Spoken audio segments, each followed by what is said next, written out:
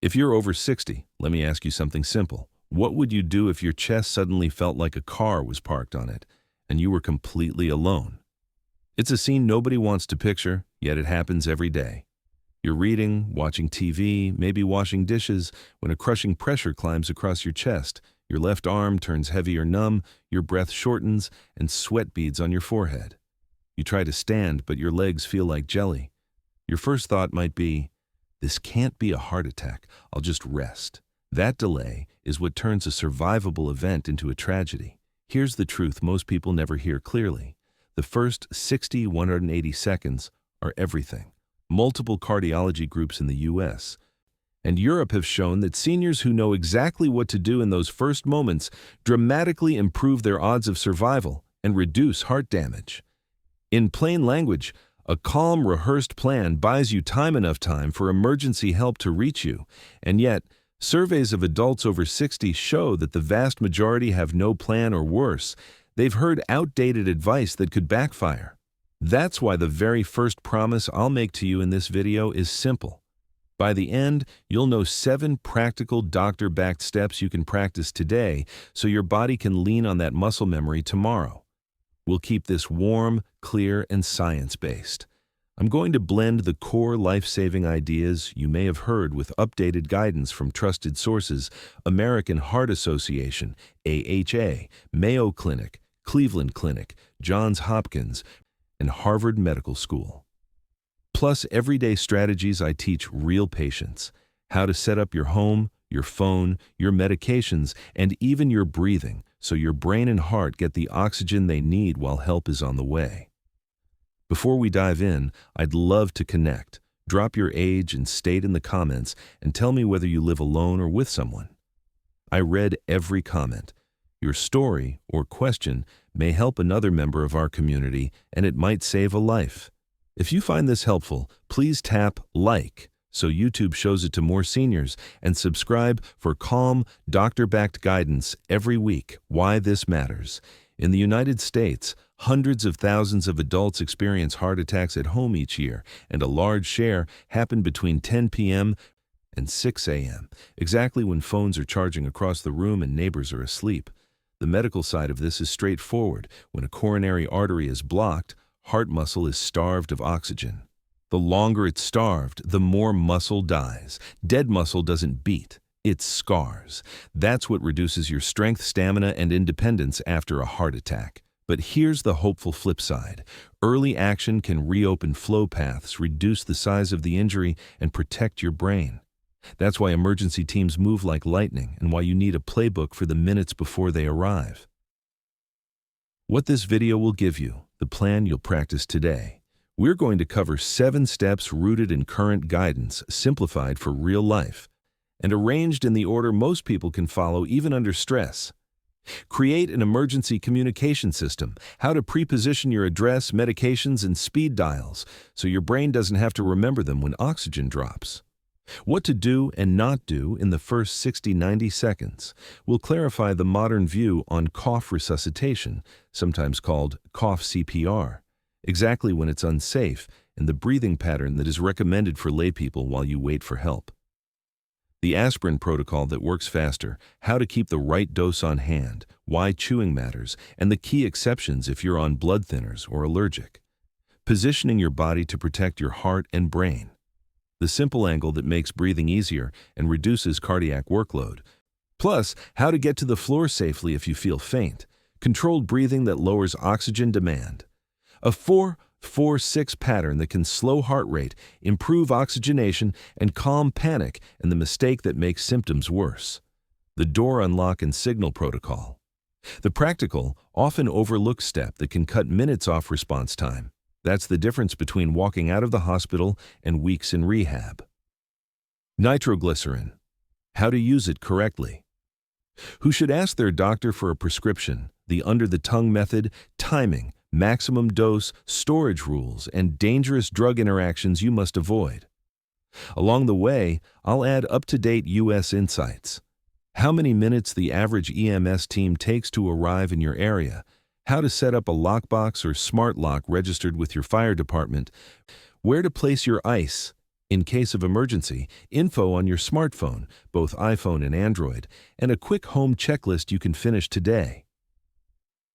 We'll also include a short practice routine at the end, a 3-minute rehearsal that builds muscle memory, the very thing your brain relies on when it's foggy. What a heart attack really feels like, so you don't miss it. Everyone knows the movie version, elephant on chest pain, left arm numbness, but seniors, especially women and people with diabetes, often have quieter symptoms.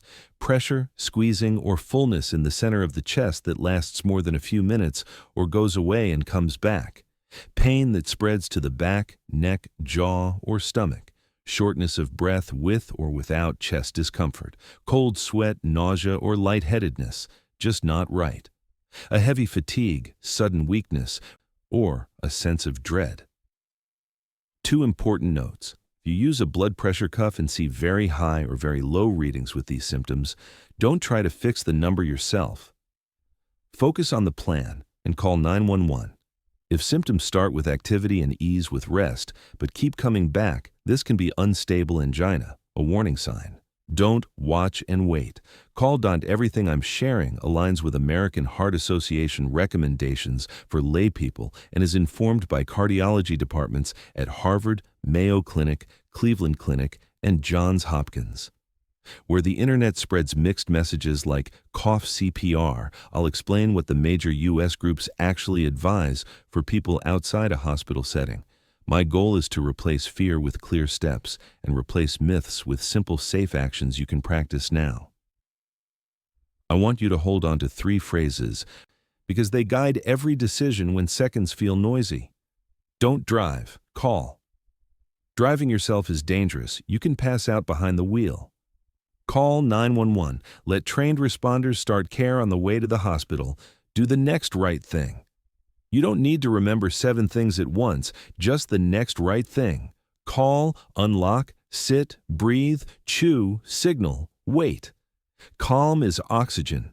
Panic speeds your heart and wastes oxygen. Calm practice steps protect your heart and brain.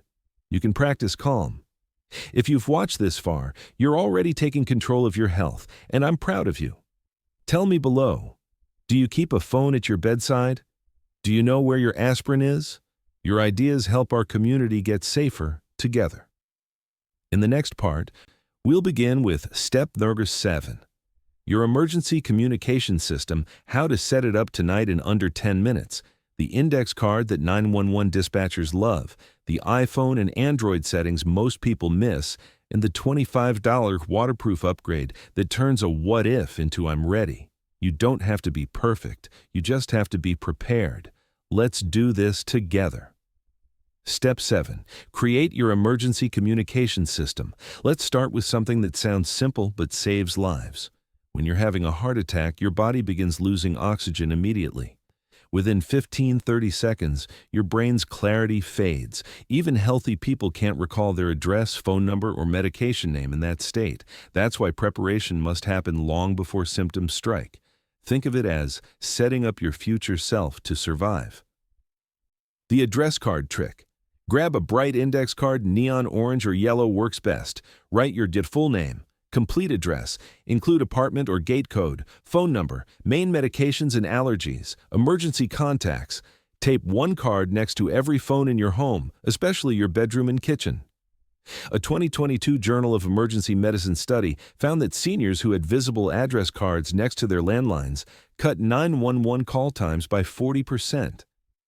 Dispatchers could start routing paramedics while patients were still describing their symptoms. Smart speed dial.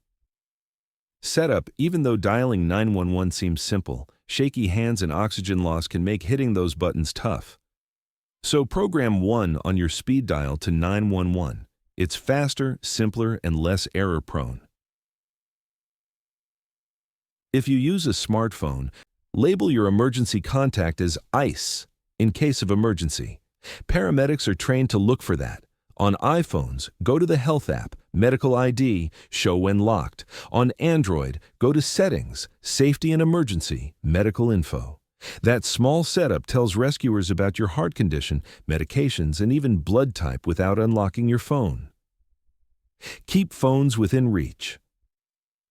The American Heart Association notes that 43% of fatal cardiac events in seniors happen between 10 p.m. and 6 a.m. Why? Because the phone is across the room charging. So tonight, put your phone on a short bedside charging cable within reach of your pillow. You can even clip it to your nightstand using a magnet or Velcro so you can grab it instantly. Medical alert device. The right way. If you live alone, a medical alert system isn't optional. It's essential. But here's what most people get wrong. They don't wear it all the time. Research from the National Institute on Aging found that 31% of seniors who owned alert devices weren't wearing them when their emergency happened, often during bathing or sleeping. The fix: buy a waterproof device. Most cost under $30 more. Choose one with fall detection and GPS tracking if possible. And wear it 24/7, even in the shower. Remember, you're not wearing it because you're weak, you're wearing it because you're wise. 5. Neighbor and building plan. If you have trusted neighbors, give one a spare key and let them know about your heart condition. Tell them, if you ever hear a crash or if my blinds stay shut all day, check in or call 911. If you live in an apartment, alert your building manager or doorman. They can let paramedics in faster than a locked door ever will. Even one layer of redundancy. A neighbor, manager, or friend can mean minutes saved, and minutes matter. Step 6. The updated truth about cough CPR. Now, let's talk about one of the most misunderstood techniques on the internet. Cough CPR, or as cardiologists call it, cough resuscitation. You've probably heard the claim, if you're having a heart attack, just cough hard every few seconds to keep blood flowing. That idea comes from small hospital studies in the 1980s. But today, we have decades of better data. So here's the honest truth from top U.S. heart centers like Mayo Clinic, Johns Hopkins, and the Cleveland Clinic. Cough CPR can help in very specific situations, but only under medical supervision, such as when someone is already connected to a cardiac monitor in a hospital or ambulance. In those cases, coughing hard helps maintain blood pressure when the heart's rhythm becomes unstable, buying a few seconds of consciousness. But when you're at home, without monitoring equipment, there's no way to know what rhythm your heart is in. And if the rhythm is fully blocked or the arteries are sealed, coughing could make things worse by spiking pressure inside the chest. So, instead of cough CPR, I teach my patients what I call oxygen pulse breathing, a safer, modern approach that does the same thing without the risk. The oxygen pulse breathing technique, safer, modern alternative. Here's how it works, and you can practice it right now. Sit down or lean against a wall at a 45-degree angle. This reduces the strain on your heart and lungs. Take a deep breath through your nose for a count of 4. Feel your belly expand. Hold your breath for 4 seconds. Exhale slowly through pursed lips for a count of 6, like you're gently blowing out a candle. Do this rhythmically for about 10-15 seconds. This method, validated in a 2020 Stanford University Medical Center study, activates your vagus nerve, calming your heart rate and improving oxygen delivery to your brain. Patients trained in this breathing pattern showed 45% less heart muscle damage, lower blood pressure, and improved oxygen saturation by 12% during cardiac distress. That's enormous. It's safe, simple, and can help you stay conscious long enough to call 911 and unlock your door. When to use it: start this breathing pattern as soon as symptoms begin while calling 911. If your symptoms worsen, severe chest pain, sudden sweating, or lightheadedness, stop the technique and focus on staying upright, calm, and breathing naturally. And remember, this method doesn't cure a heart attack. It buys time. Your heart needs oxygen, but your brain needs calm. Oxygen pulse breathing helps with both. Like fire drills, practice when it's safe. Take 5 minutes each morning to run through your checklist. Where's my phone? Is my door unlocked? Do I have my emergency card visible? Can I do 3 rounds of oxygen pulse breathing without panicking? Repetition builds automatic reflexes. So when adrenaline surges, you won't freeze, your body will just do. Eleanor, a 72-year-old retired teacher from Wisconsin, felt chest pressure while folding laundry one afternoon. Because she had practiced these exact steps, she sat down immediately. Called 911 with her address card in front of her, unlocked her door while she could still walk, used oxygen pulse breathing to stay conscious. EMS arrived within 9 minutes. Her cardiologist later said, "Those 9 minutes saved your heart muscle." Preparation didn't just help Eleanor survive, it helped her recover without permanent damage. Now that your communication system is ready and you know how to control your breathing, let's look at something almost everyone gets wrong: aspirin. Most people have it at home, but very few know how to take it during a heart attack so it actually works. In the next part, we'll break down the aspirin protocol that works 50% faster, straight from Harvard research, including how to store it, what dose to keep nearby, and the one mistake that delays its power by 12 crucial minutes. Step 5. The aspirin protocol that works 50% faster. Most people have heard, if you're having a heart attack, take an aspirin, but almost nobody knows how to take it correctly. Here's the truth. The way you take aspirin determines how quickly it starts protecting you, and in a heart attack, minutes, even seconds count. A major Harvard study found that chewing aspirin instead of swallowing it whole allowed the medicine to enter the bloodstream 12 minutes faster. 12 minutes might not sound like much, but when your heart muscle is suffocating, that's the difference between walking out of the hospital and permanent damage. Let's break down exactly what happens inside your body. When a heart attack strikes, it's usually because a blood clot blocks a coronary artery. Aspirin doesn't dissolve that clot, but it prevents it from growing larger. It makes your platelets slippery, so blood can keep flowing through whatever narrow space remains. In a Lancet study of over 17,000 heart attack patients, those who took aspirin within the first hour had a 23% lower risk of death. That's enormous. But here's what most people never hear. Swallowing the tablet whole delays absorption until it passes through your stomach. Chewing breaks down the tablet's coating, letting it absorb through your mouth and throat lining almost instantly. Here's the correct aspirin protocol, endorsed by Harvard and Mayo Clinic. Call 911 first. Don't reach for your pills until emergency help is on the way. Chew 1 regular aspirin, 320 mg, or 4 baby aspirins, 81 mg each. Do not swallow it whole. Chew it completely and let it dissolve in your mouth before swallowing. If you only have coated or enteric aspirin, chew it anyway. It will taste awful, but it works faster. Store aspirin in multiple locations. Beside your bed, in your purse or wallet, in your car's glove box, in a cool container, next to your favorite chair. Replace it every 6 months. Heat and humidity reduce its effectiveness. And here's something crucial. If you already take a daily low-dose aspirin, 81 mg, you still need the full 325 mg during a heart attack. The daily dose isn't enough to stop an active clot. However, if you're on prescription blood thinners like warfarin, Eliquis, or Xarelto, talk with your doctor today about your emergency plan. Some people should skip the extra dose due to bleeding risk. Preparation means knowing that plan before panic sets in. Quick reminder, aspirin doesn't replace calling 911. It buys time until professional care begins.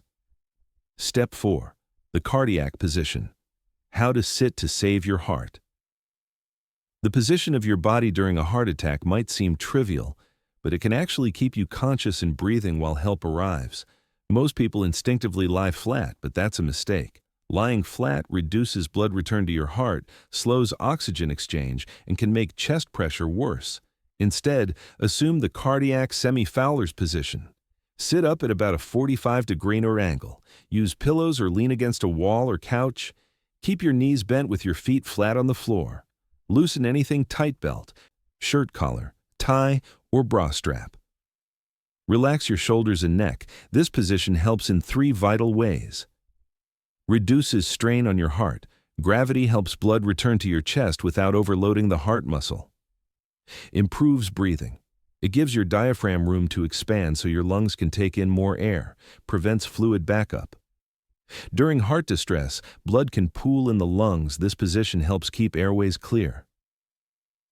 In a Tokyo Medical University study, seniors who maintained this semi-upright posture had 35% higher oxygen saturation than those lying flat. If dizziness hits or you think you might faint, lower yourself carefully to the ground, but not flat on your back. Lie on your right side with your left leg bent, the recovery position. This prevents choking if you vomit, which happens in about 30% of cardiac events. Pro tip: keep a soft pillow or folded towel near your favorite chair or bedside.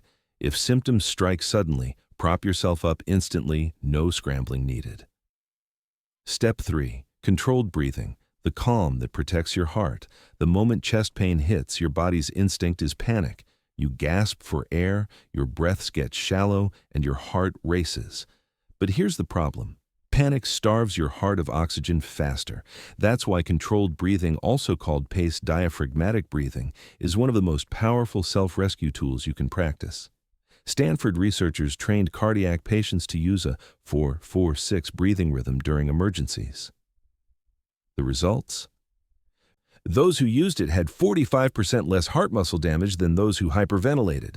Here's exactly how to do it. Breathe in through your nose for 4 counts. Feel your belly expand, not your chest. Hold for 4 counts. Exhale slowly through pursed lips for 6 counts, like you're blowing out birthday candles gently. Repeat this cycle at least 5 times or until help arrives.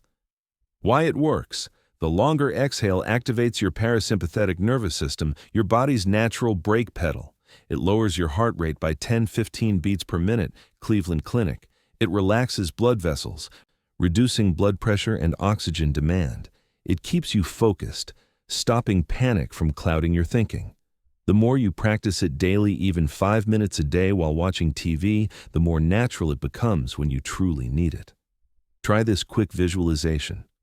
Imagine every exhale washing tension out of your chest, every inhale feeding your heart with calm, oxygen-rich air. Your breath is your body's built-in defibrillator. It resets rhythm, stabilizes pressure, and helps you stay alert long enough for help to arrive. Let's combine what you've learned so far into a single mental rehearsal, one you can practice every week. Picture this. You feel tightness in your chest. You stop what you're doing and immediately sit at a 45-degree angle. You grab your phone. 911 is already on speed dial. You say your name and address from the card next to the phone. You chew 1 aspirin tablet. You unlock your door. You breathe. In for 4, hold for 4, out for 6. You stay calm, awake, and focused. That's it. You've just practiced a complete 60-second survival routine that could literally save your life. Next up, what most people forget: the door unlock and signal protocol. In the next section, we'll reveal the single biggest reason paramedics lose precious minutes and how one $25 fix can cut that delay by 8 full minutes. We'll also cover the nitroglycerin protocol, how to use it safely, when to take it, and the one medication combo that could be deadly if you don't know the rule. You'll also hear how a retired firefighter from Arizona used this exact plan to survive his own cardiac event at home, completely alone. Step 2. The door unlock and signal protocol. Let's talk about one of the simplest, most overlooked life-saving actions: unlocking your door. It sounds obvious, right? But every year, thousands of seniors die simply because paramedics couldn't reach them in time. A study from the Journal of Emergency Medical Services reviewed 8,500 cardiac emergencies. It found that locked doors delayed treatment by an average of 11 minutes. Even worse, 34% of cardiac deaths among seniors at home happened because help was literally on the other side of the door. Here's the truth. You may only have 3 to 5 minutes of mobility before a major heart attack robs you of strength. Once you collapse, you can't get up. That's why unlocking the door must be your very first physical action.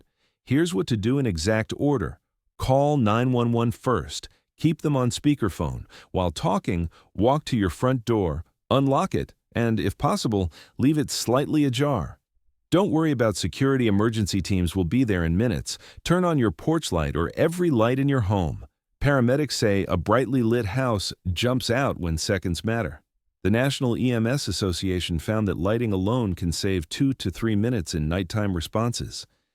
If it's daytime, hang a bright cloth, like a towel or the shirt, on your front door or balcony railing. It's a simple visual cue that says, "This is the house."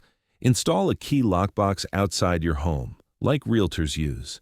You can buy one for $25 or $30 at any hardware store. Then, And this part is critical. Register the code with your local fire department. Most U.S. fire departments keep a confidential database just for this purpose. According to the National Association of Emergency Medical Technicians, homes with registered lockboxes had 8-minute faster entry times on average.